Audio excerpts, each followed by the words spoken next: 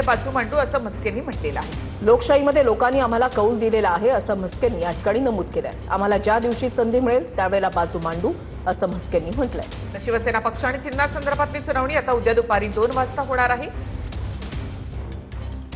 खासदार नरेश म्हस्के यांची प्रतिक्रिया आपण या ठिकाणी पाहत होतात।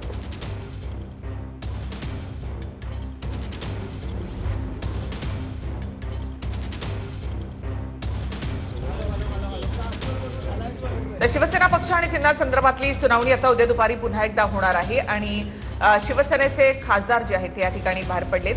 ठाकरेंच्या शिवसेनेचे खासदार अनिल देसाई आणि अरविंद सावंत तसंच संजय राऊत या ठिकाणी बाहेर पडलेत। या आजच्या सुनावणी संदर्भामध्ये काय प्रतिक्रिया देतात हे पाहणं महत्त्वाचं असेल। मात्र महत्त्वाचे मुद्दे या ठिकाणी कपिल सिब्बल यांनी मांडलेले आहेत। पक्षाची घटना, निवडणूक आयोगाचा निर्णय, निवडणूक आयोगाची भूमिका या संदर्भामध्ये कपिल सिब्बल यांच्याकडनं युक्तिवाद करण्यात आलेला आहे। शिंदेच्या शिवसेनेचे खासदार नरेश म्हस्के यांची प्रतिक्रिया तर आपण पाहिलेली आहे की त्याच मुद्द्यांवर बोललं जाते असं त्यांचं म्हणणं आहे। आणि आता ठाकरेंच्या शिवसेनेचे खासदार हे कोर्टामधून आता बाहेर आलेले आहेत। माध्यमांना काय प्रतिक्रिया देतात ते पाहणं महत्त्वाचं असेल।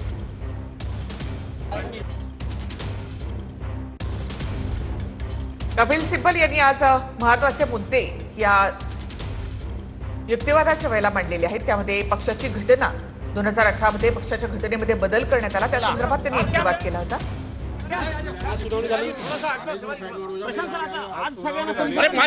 मला नको बोलू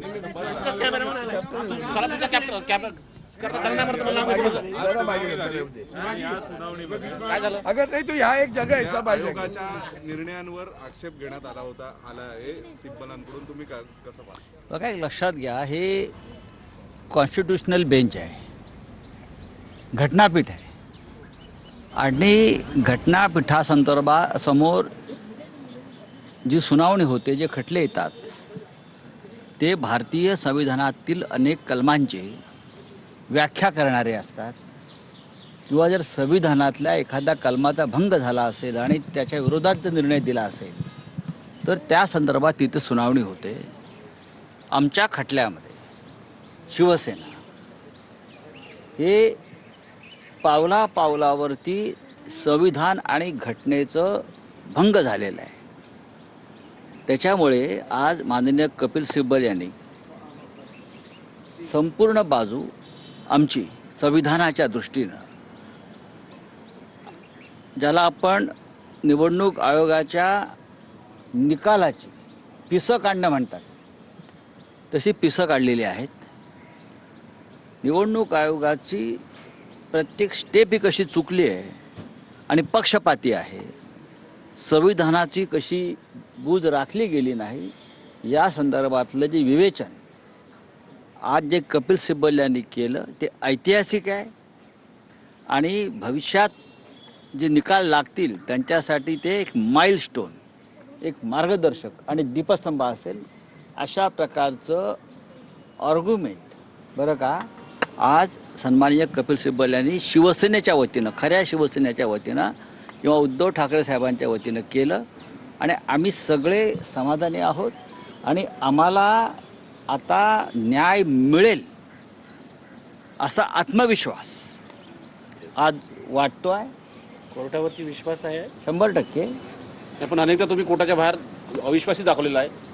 हो, पण कोर्ट म्हणजे एक कोर्ट नाही ना, कोर्ट ही व्याप्ती फार मोठी आहे ना, न्यायव्यवस्था ही व्याप्ती फार मोठी आहे, त्याची डेफिनेशन तुम्हाला कोणत्या कलमानुसार हवी ते मी करायला तयार आहे। तर आज एक सरन्यायाधीशांनी चंद्रचूड यांच्या कलमानुसार अनडेमोक्रेटिक कॉन्स्टिट्यूशन आहे असं जेव्हा म्हटलं जातं तेव्हा तुम्ही कशाच्या आधारावर डेमोक्रेटिक अनडेमोक्रेटिक ठरवणार? त्याच्यावरती हा मुद्दा महत्त्वाचा ठरेल? नाही, मला असं वाटत नाही। त्याच्यावरती सुद्धा कपिल सिब्बल साहेबांनी नाही का योग्य विश्लेषण केलेलं आहे, तो विषय त्यांनी समजावून सांगितलेला आहे। 2018 मला वाटतं, हो 2018 2018 साली जे गाईडलाईन्स निवडणूक आयोगानं दिलेल्या आहेत त्याच्यातल्या कोणत्याही गाईडलाईनचं उल्लंघन आमच्याकडून झालेलं नाही। किंबहुना जे उल्लंघन झालेलं आहे ते लेजिस्लेटिव्ह पार्टीतून जे लोक आम्हाला सोडून गेले त्यांच्याकडून उल्लंघन झालेलं आहे आणि ते आज कोर्टासमोर मांडलेलं आहे। आणि मी तुम्हाला खात्रीनं सांगतो, एक ऐतिहासिक निर्णयाकडे आपण चाललेलो आहोत पक्षफुटी संदर्भात। पक्षांतर बंदी कायद्यासंदर्भात जी एक बजबजपुरी या देशामध्ये माजलेली आहे राजकारणामध्ये गेल्या 10-12 वर्षापासून, त्या दृष्टीनं हे घटनापीठ एका ऐतिहासिक निर्णयाच्या दिशेनं जात आहे अशी आशेची किरणं आज तरी आम्हाला दिसत आहे. पक्षांतर्गत निवडणुका आणि पक्षांतर्गत केलेल्या नियुक्त्या या की जर त्रुटी असेल तर ती दुरुस्त करता येते, परंतु याचा अर्थ पक्ष आणि चिन्ह दुसऱ्या एखाद्या व्यक्तीला दिला जाऊ शकत हा अत्यंत महत्त्वाचा मुद्दा त्याने मांडलाय. तो अधिकार निवडणूक आयोगाला नाही. त्यांनी ज्या काही घटनेतली काही कलमं दाखवलेली आहेत, सेक्शन 29 सेक्शन 29 आरपी ऍक्ट, बरोबर ना? माझा किती अभ्यास झालाय बघा कोर्टाचा.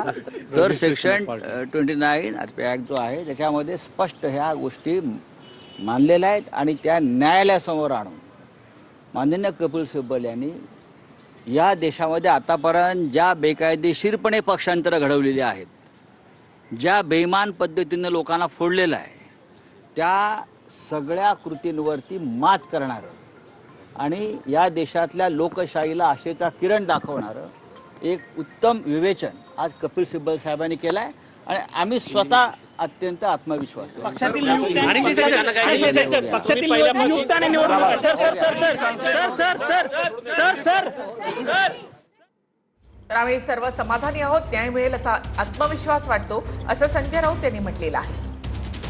घटनापीठ ऐतिहासिक निर्णयाकडे जात आहे असं संजय राऊतांचं म्हणणं आहे. आमच्या खटल्यामध्ये पावला पावलावर घटनेचा भंग झाला असं राऊतांनी म्हटलेलं आहे आणि सिब्बल यांनी निवडणूक आयोगाच्या निर्णयाची पिसं काढली असं राऊतांचं म्हणणं आहे. जे आम्हाला सोडून गेले त्यांच्याचकडनं घटनेचा भंग झाला असं राऊतांनी या ठिकाणी म्हटलेलं आहे. पक्ष आणि चिन्ह देण्याचा अधिकार आयोगाला नाही असं राऊतांनी म्हटलंय.